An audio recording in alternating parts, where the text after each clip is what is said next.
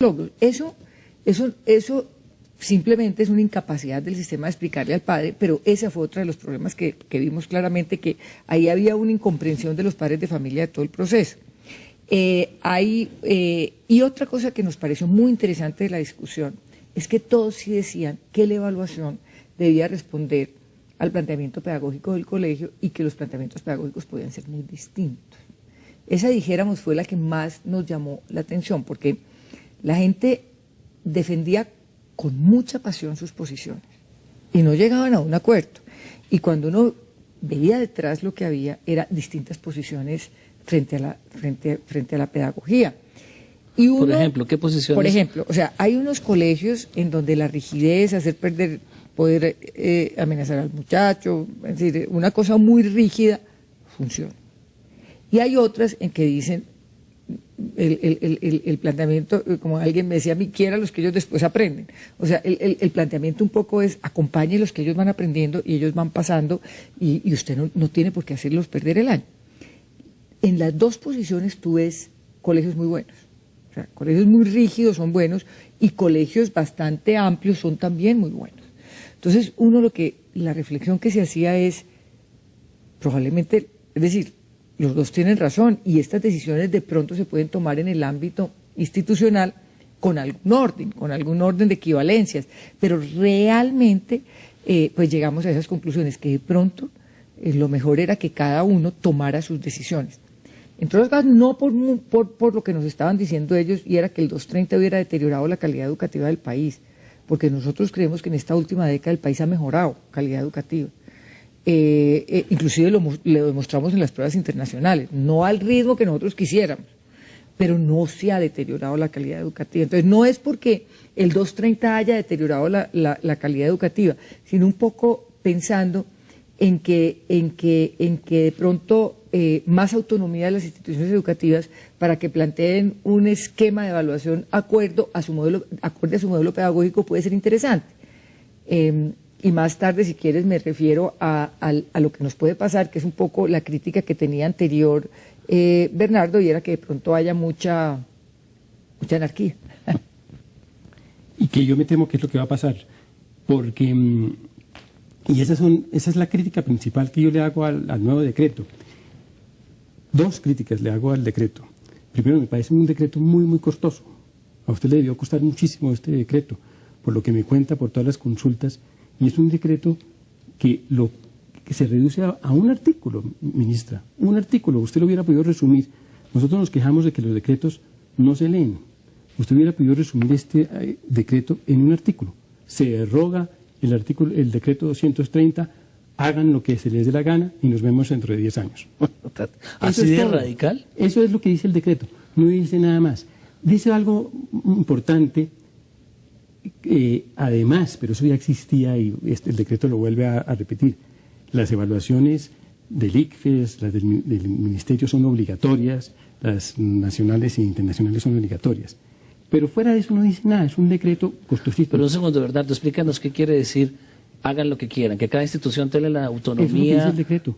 Para hagan hacer lo que quieran, el sistema de evaluación. Lo que les dé la gana, evalúen como quieran. Al final del día, al pasar las notas, pónganlas en una escala de 1 a 4, esa cambió. Pero es un decreto, ministra, yo se lo hubiera hecho gratis en 45 minutos. ¿Y la segunda crítica? Nada. ¿La segunda crítica? La segunda crítica es que desinstitucionaliza a la institución, desinstitucionaliza al sistema educativo, le devuelve al docente. En muchos casos esto va a crear tal desorden que le va a devolver al docente, el profesor de química, lo va a poder a usted rajar. Mire, yo creo que el ministerio tiene que liderar. Usted no puede renunciar al liderazgo que ejerce el ministerio. Usted no puede dejar esto suelto. Pero explíquenos más a los que no entendemos del tema, que ustedes son muy expertos. Existía un comité de evaluación. Al final del año, yo estaba en colegios y es más, la idea de los comités de evaluación fue porque yo participé en comités de evaluación en colegios en Inglaterra, en África. Nos reuníamos al final del año y hablábamos de estudiante por estudiante. Nos sentábamos a analizarlo, oíamos a los papás, oíamos a ver y tomábamos la decisión.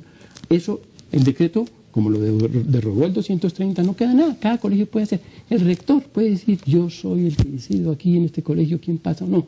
Si usted me parece muy oscurito, muy negrito, se va. Pero ahí sí el argumento de la ministra es bien interesante porque justamente puso el ejemplo de los colegios con una disciplina más rígida, exitosos académicamente, y los colegios más liberales en el sentido educativo, que también lo son. Entonces, esa discusión, ¿cómo la Pero es que esto enfrenta? le da pie a que no exista ese comité de evaluación, a que la decisión caiga en manos de una persona, a que un colegio decida, mire, en este colegio lo que nos importa es que los estudiantes sean buenos para el karate. El que no sea bueno para el karate no pasa el año o se va. Es que le deja total libertad, ministra. Usted no se la... Yo creo mucho en la autonomía, muchísimo en la autonomía, ministra, pero yo creo en la autonomía si hay liderazgo. Ministra, su antiguo jefe, Moco, si usted lo hubiera consultado, no le hubiera dejado pasar este decreto. No, yo creo que sí. No, mire, yo creo que sí por lo siguiente. Tenemos, es decir, nosotros dejamos en manos del Consejo Directivo de la entidad, en donde participan padres de familia, muchachos y todo, la decisión sobre el sistema. Yo creo que lo interesante de toda esta consulta, o sea, hay dos formas de hacer política educativa. Conseguir gente tan brillante como Bernardo, porque es que yo realmente al decreto 230 no le tengo, es decir, es realmente hecho por una persona muy concienzuda y es muy bueno. O sea, yo no le tengo crítica, inclusive lo defendí en la discusión, lo defendí. Y hacerlo, dijéramos así, contratar a una persona y hacerlo. Sin embargo, el decreto ni se lo leyeron y la gente se sentía muy ausente de eso, que es un poco hacer política educativa sentado en el escritorio sin consultarle a nadie. Cuando dices no, ni se lo leyeron, ¿quiere decir que no se aplicó en la práctica? No, en la práctica no se aplicó el decreto porque cuando nosotros discutíamos con la gente, y no fue con poquita gente, nosotros tuvimos 24.000 personas, de las cuales 2/3 partes se refirieron a él en el plan decenal, y era la gente más culta porque era la que estaba participando en la consulta, o sea, era la gente que más discutía en las entidades, en las instituciones. Adicionalmente tuvimos una participación por ahí de 40.000 personas, y eso fue muy costoso, o sea, yo sí sé que fue costoso. 40.000 personas que participaron el año pasado y 1.500 personas que pusieron sus argumentaciones en el decreto.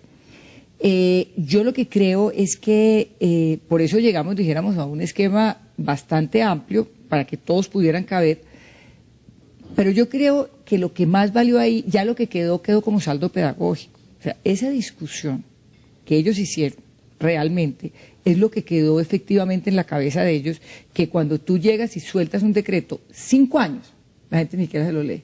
O sea, ya cuando este decreto salió, la gente lo tenía claro en la cabeza y había peleado, y se lo lee y dice si metieron esto mío o no metieron esto mío. Nosotros tenemos un sector educativo claramente consciente de que aquí pasó un cambio en la evaluación y que ellos tienen que asumir una responsabilidad. La tienen que pasar por el Consejo Directivo. Entonces hay varias cosas que sí dice el decreto. O sea, bueno, primero decimos, usted no puede comparar, porque un poco el problema de la gente es cómo vamos a comparar unas instituciones con otras o unos muchachos con otros.